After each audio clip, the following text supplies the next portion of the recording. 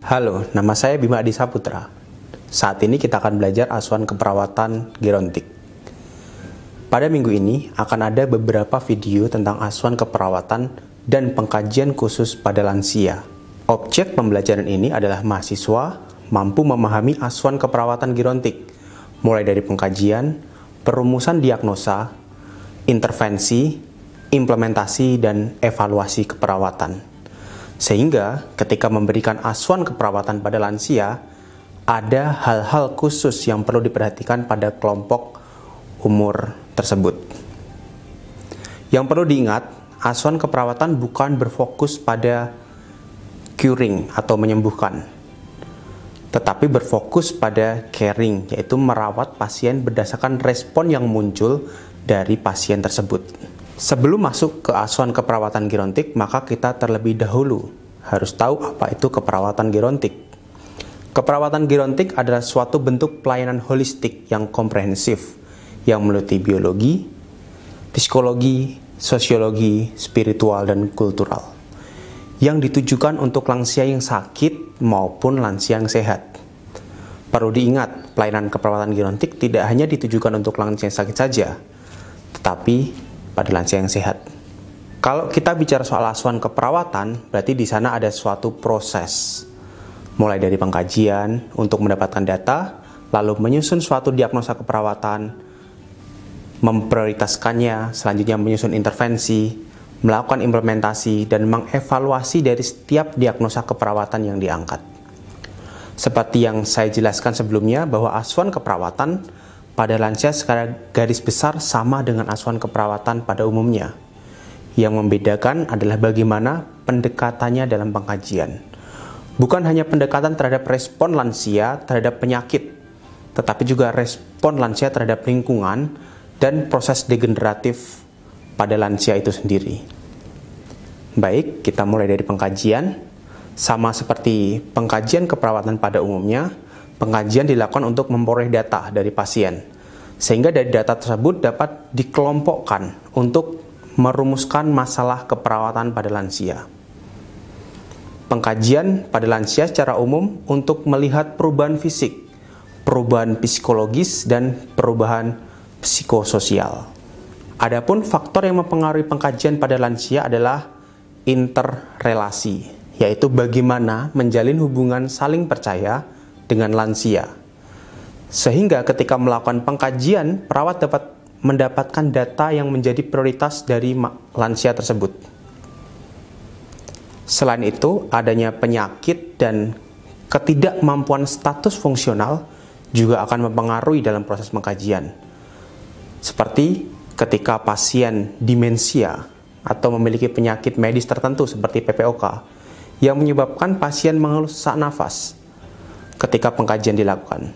Beberapa contoh hal tersebut dapat mempengaruhi perawat dalam memperoleh data dari lansia, sehingga ada hal yang perlu diperhatikan dalam mengkaji lansia. Sebelum pemeriksaan fisik dimulai, terlebih dahulu perawat mengumpulkan riwayat kesehatan dengan mewawancari pasien ataupun anggota keluarga jika diperlukan.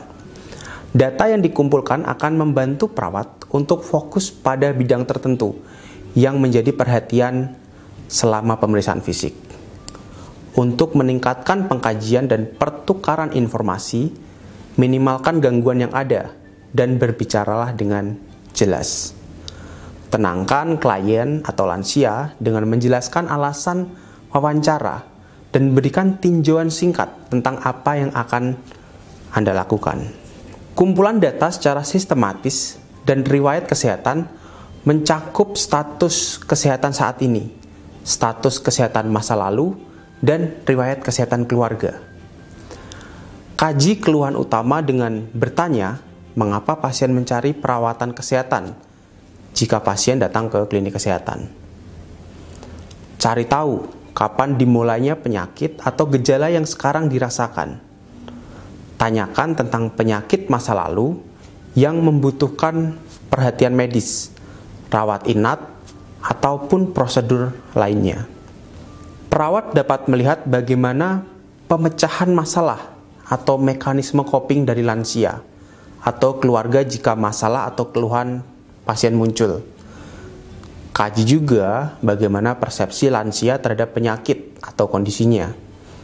Jika pasien berada di panti, maka kaji hal yang sangat dipikirkan saat ini.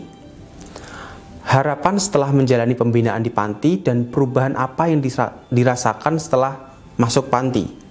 Hal itu juga dikaji untuk memperoleh data dari lansia. Cari tahu juga apakah pasien memiliki riwayat gangguan kardiovaskuler, pernafasan, ginjal, neurologis, diabetes mellitus, kanker, cedera, atau riwayat jatuh sebelumnya.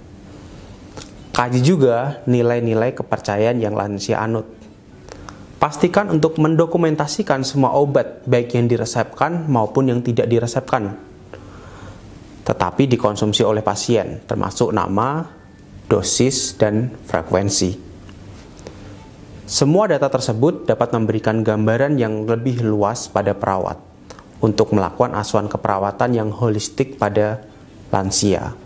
Selanjutnya kita bisa kaji kebiasaan sehari-hari seperti nutrisi, eliminasi, personal hygiene, istirahat tidur, aktivitas latihan, dan kebiasaan.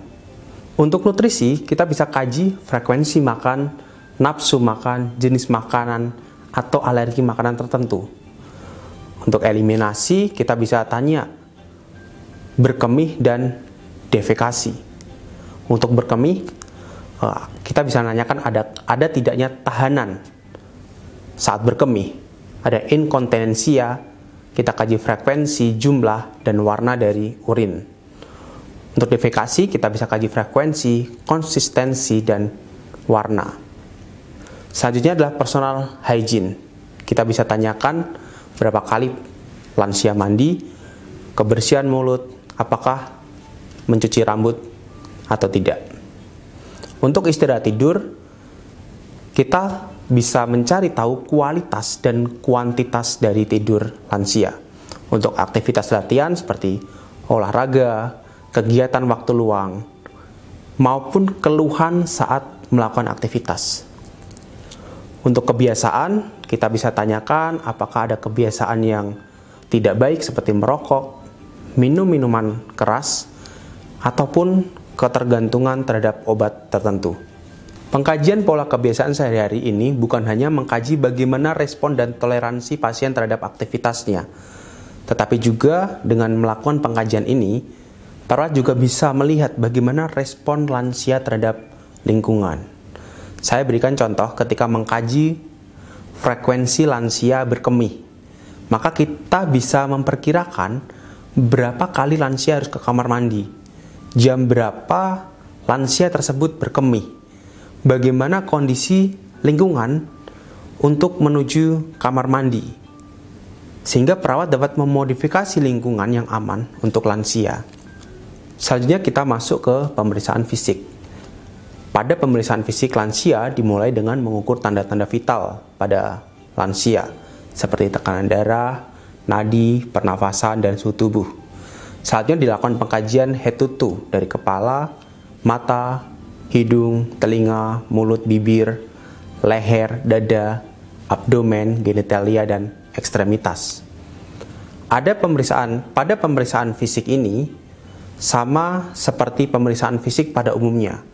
Tetapi yang perlu diingat adalah pasien yang kita periksa adalah lansia yang mengalami proses degeneratif. Hati-hati melakukan pengkajian yang dapat menyakiti lansia seperti palpasi dan perkusi pada abdomen dan dada. Oleh karena itu, selalu kaji respon pasien ketika melakukan pemeriksaan fisik. Pengkajian ekstremitas tidak hanya mengkaji kekuatan otot, tapi juga kaji rentang gerak dari lansia. Hati-hati dalam mengkaji rentang gerak pada lansia, karena pada lansia terdapat penurunan dari fungsi muskuloskeletal. Jika lansia berada di rumah sakit dan mendapatkan perawatan medis dari penyakitnya, maka pemeriksaan penunjang yang lain seperti hasil laboratorium, ronsen perlu ditampilkan sebagai data pendukung pengkajian pada lansia. Selanjutnya adalah pengkajian status fungsional. Pada pengkajian status fungsional, perawat dapat menggunakan indeks kemandirian CATS. Indicators merupakan instrumen yang sederhana yang digunakan untuk menilai kemampuan fungsional atau aktivitas kehidupan sehari-hari. Adapun aktivitas yang dinilai adalah bathing, dressing, toileting, transferring, continence, dan feeding. Pengkajian psikososial. Pada pengkajian psikososial, beberapa instrumen yang dapat digunakan adalah pengkajian skala depresi yang terdiri dari 15 pertanyaan dengan jawaban ya dan tidak. Dan dapat juga dilakukan pengkajian status mental menggunakan pengkajian SPMSQ. Selanjutnya adalah pengkajian skala jatuh. Instrumen ini memiliki 6 item penilaian, yaitu riwayat jatuh, diagnosa sekunder dari lansia, penggunaan alat bantu jalan, terapi intravena, cara berpindah atau gaya berjalan, dan status mental. Setelah semua dapat didapatkan, maka perawat mengelompokkan data tersebut dan menganalisanya sehingga muncul masalah keperawatan, sehingga dapat dirumuskan ke dalam diagnosa keperawatan. Diagnosis keperawatan merupakan kesimpulan yang ditarik dari data yang dikumpulkan tentang lansia, yang berfungsi sebagai alat untuk menggambarkan masalah pada lansia. Ada beberapa tipe diagnosa keperawatan, diantaranya aktual, resiko, promosi kesehatan, dan sindrom. Pada diagnosa aktual menggambarkan respon yang tidak diinginkan lansia terhadap kondisi kesehatannya sekarang, ataupun dalam proses kehidupan baik dalam individu, keluarga, kelompok, dan komunitas. Contohnya, ketidakseimbangan nutrisi, kurang dari kebutuhan tubuh, gangguan pola nafas, gangguan pola tidur, disfungsi proses keluarga, ketidakefektifan manajemen regimen terapeutik keluarga. Yang kedua adalah diagnosa keperawatan resiko atau resiko tinggi.